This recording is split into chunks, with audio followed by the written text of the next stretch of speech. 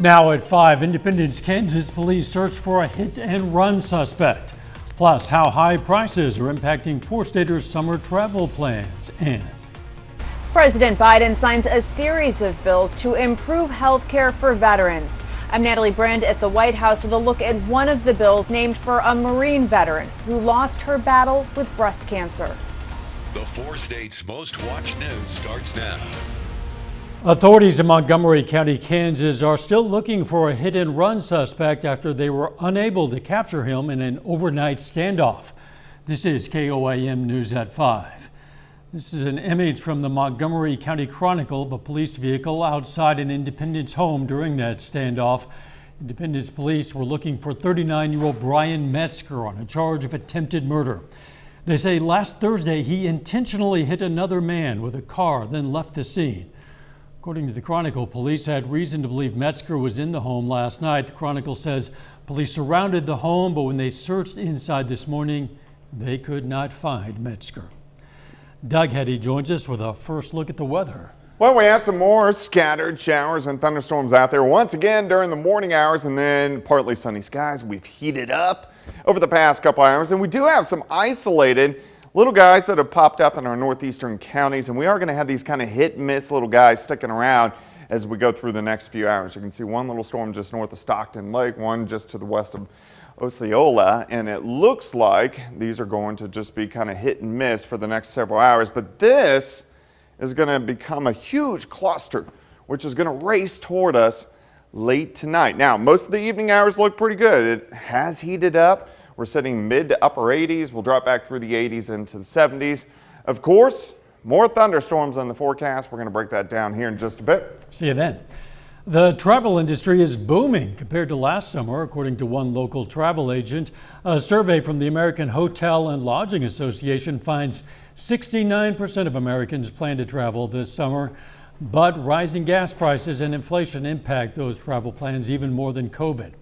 Terry Littleton, owner of Reservation Travel Services in Joplin, says the cost of everything has risen, but locally people are still booking. Air prices are probably 30 to 35% more than last year. And with the cost of fuel, I assume it'll probably go up more. But so far, everybody's been, they understand it, and they're still booking right now. Tonight at 6, we're going to hear more about what summer travel could look like amid inflation, as well as how folks traveling cross country are feeling the pain at the pump. The Neosho School District today formally announced the name of the Performing Arts Center that's currently under construction at the high school. The facility will be named after the legacy donor, Freeman Health System. Freeman donated $1 million toward the project. Other sponsors were also recognized at today's ceremony. Part of the $20 million project is also funded by a tax proposal approved by voters in 2020. School officials say this project will allow band, choir, and show choir students to perform at their best. Having a nice sit-down theater is going to be good. It gives us opportunities to be able to hold contests and other events for our students. And it just gives them opportunities that they generally would not get unless we would leave the area. The Performing Arts Center is one of many new upgrades in the school district. Storm shelters were completed at the elementary and middle school, along with the Lazy Boy End Zone facility. President Biden signed several bipartisan bills into law today that improve health care for veterans. As Natalie Brand explains, one of the new laws expands access to breast cancer screenings and is named after a veteran who recently passed away. Morning.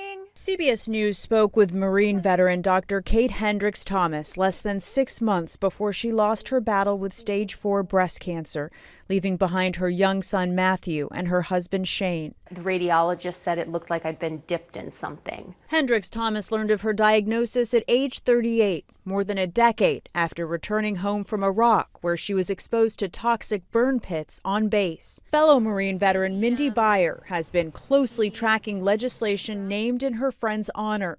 requiring the Department of Veterans Affairs to provide mammograms for those who served near burn pits or had other toxic exposures, regardless of symptoms, age, or family history. We hope that the message is getting out to veterans. If you have been serving, even if you weren't around burn pits, there's a possibility you were around some sort of toxic exposure. Please go earlier. Please check yourself out. The legislation is one of 9 bills for veterans the president signed into law Tuesday. Because veterans are the backbone, the spine of who we are as a country. We owe them. We owe them big. This signing ceremony comes with pressure on Capitol Hill to still pass legislation to help an estimated 3.5 million veterans exposed to toxins in more recent conflicts. It took Hendricks Thomas 3 years to get her claim approved after it was initially denied. Kate was very proud to serve her country, and I think that her message would always be fight for your country, but then fight for each other when you get back. It's a message advocates hope senators hear when they take a final vote on burn pit legislation expected later this week. Natalie Brand, CBS News, Washington. If the bill named Honoring Our Pact passes in the Senate, it's expected to get a final vote in the House.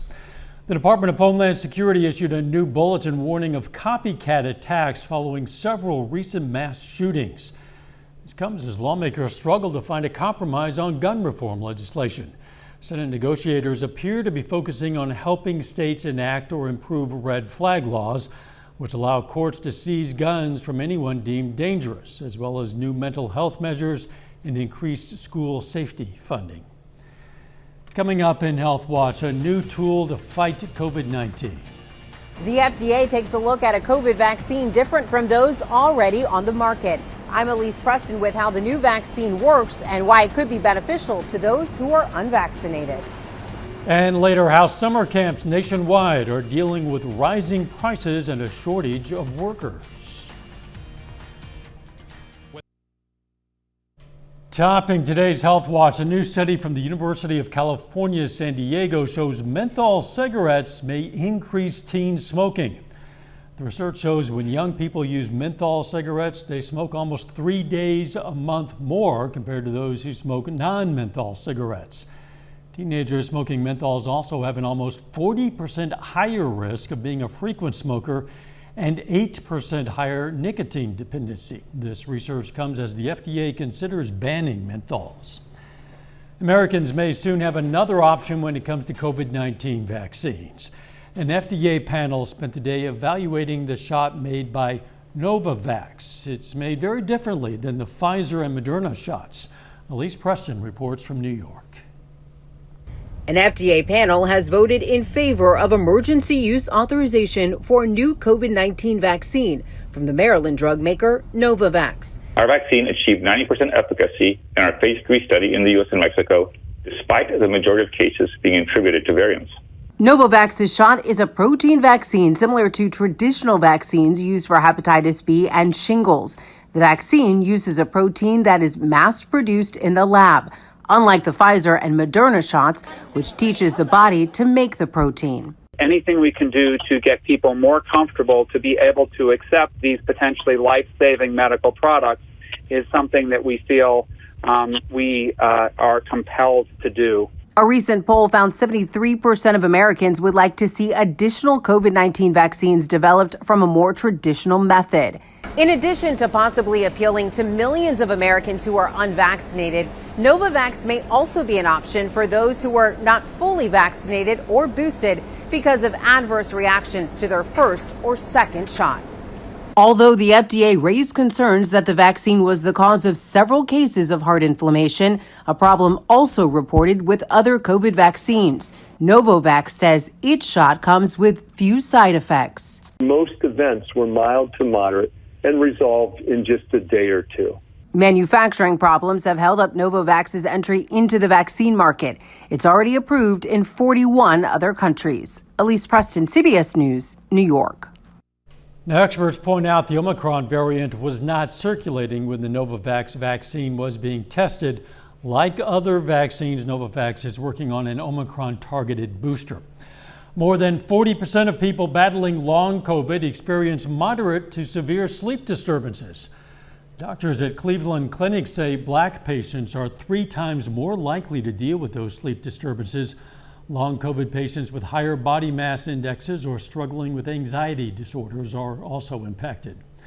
The COVID-19 treatment drug Molnupiravir provides even more benefits for non-hospitalized patients battling the virus. According to new research published in the Annals of Internal Medicine, those with mild to moderate COVID symptoms who received Molnupiravir recovered faster and did not need respiratory intervention or an urgent care visit. And that is a look at today's health news. A little bit later, what the Biden administration is doing to spur solar energy development in the U.S. Plus, we have more thunderstorms heading toward us. We're going to look at that coming up.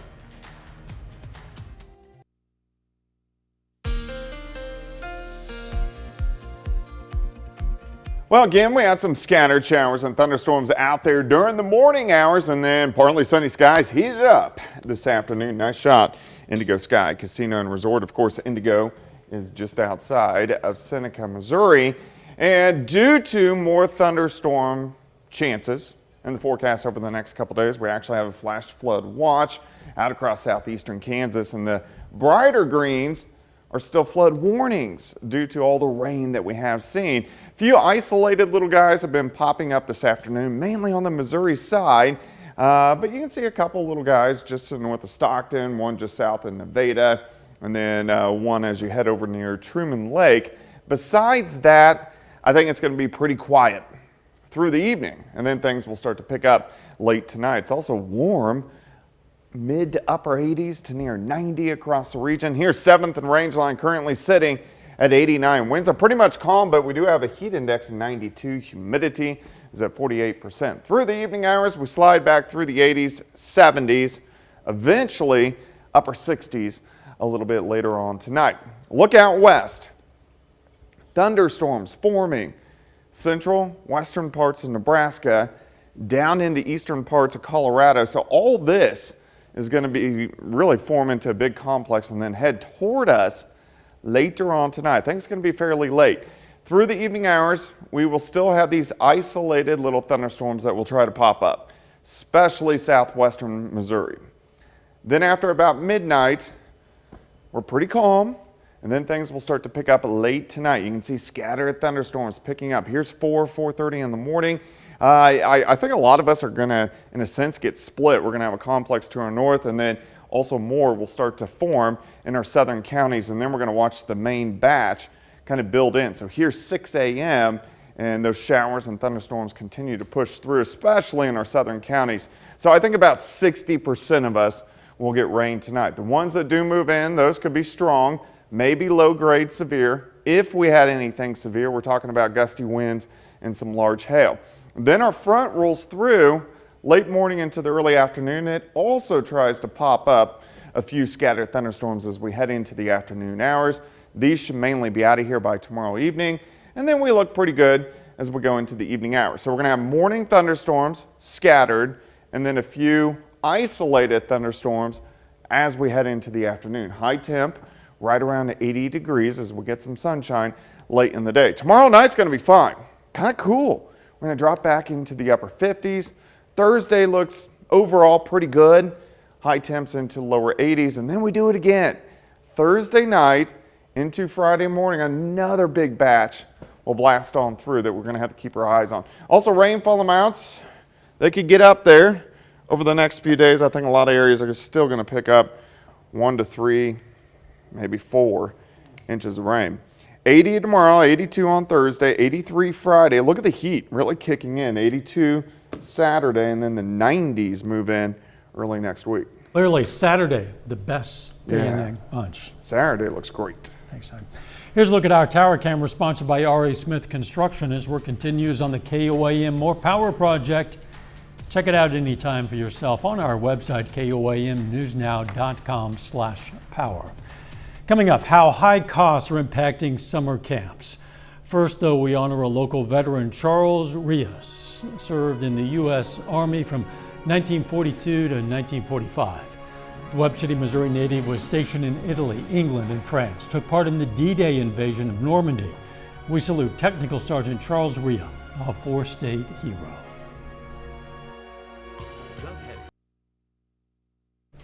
Topping today's Consumer Watch, President Biden is ordering emergency measures to ease supply chain issues for American solar manufacturers.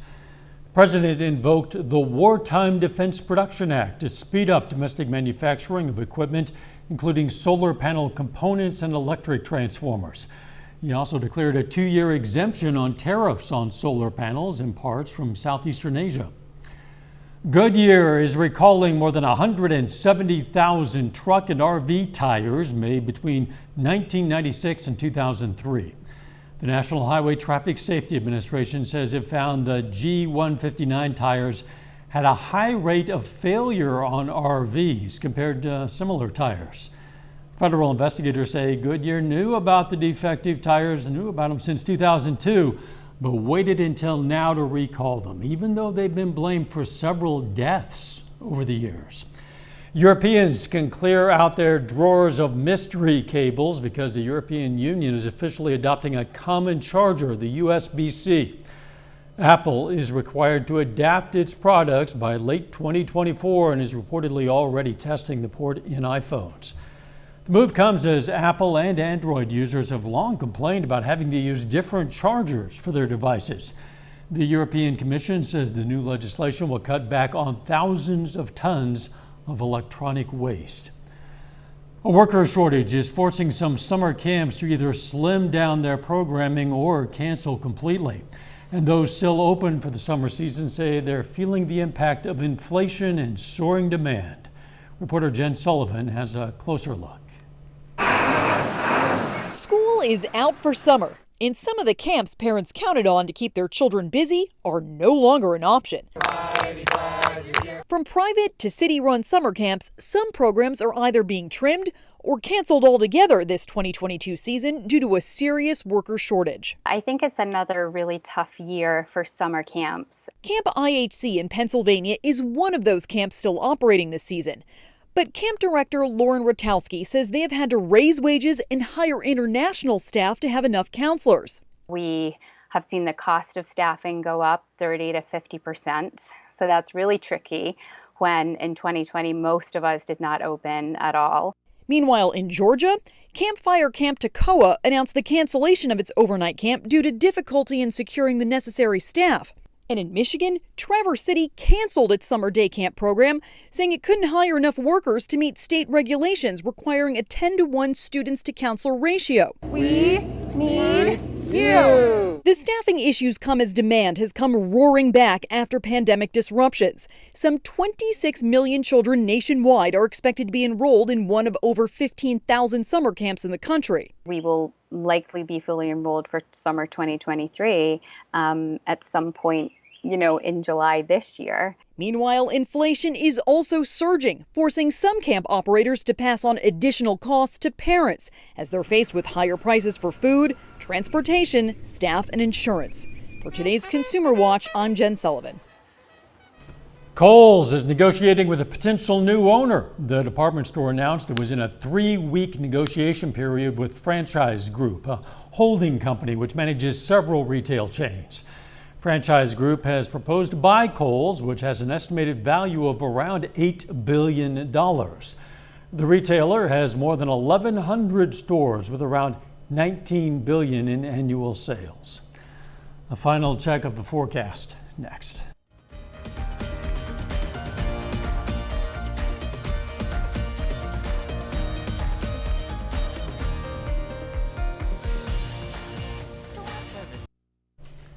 Up next on the CBS Evening News, how a teen is helping senior citizens on fixed incomes care for their pets.